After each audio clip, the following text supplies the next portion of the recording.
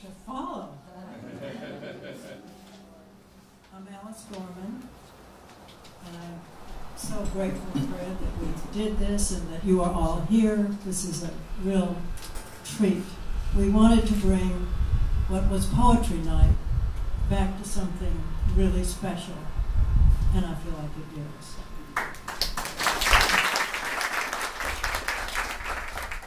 About a month ago, I was reading the Sunday New York Times, and I read about a poet, an octogenarian named Jack Gilbert. Some of you may have read that story. And I found it so interesting that he had published some 40 books, and I'd never even heard of him, so I ordered one. And when it came, I loved his poetry, and there are a whole lot of poems in there about writing poetry. And I thought, okay, I better read that. And so here's one of them.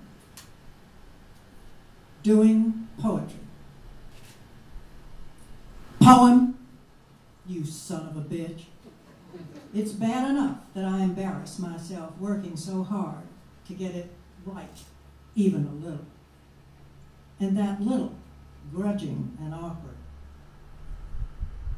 But it's afterwards I resent, when the sweet shore should hold me like a trout in a bright summer stream.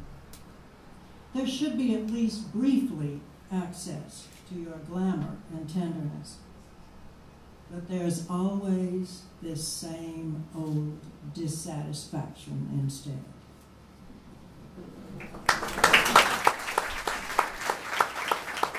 And I wanted to read that because writing poetry is so hard. When you're writing prose, you're sometimes taking even a small idea and you're writing many words to make it big.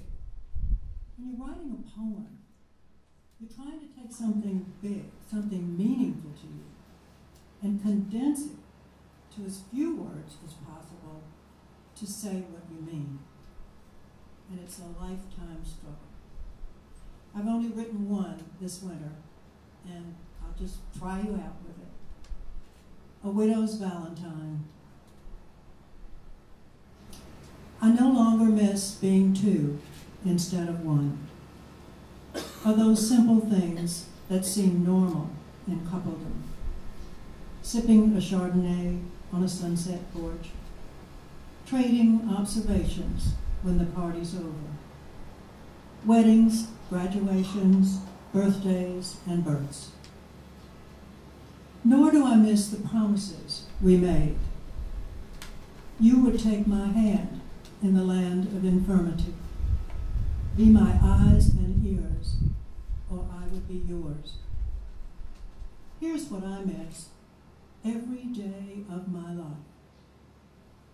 Your laugh that could crack a crystal glass.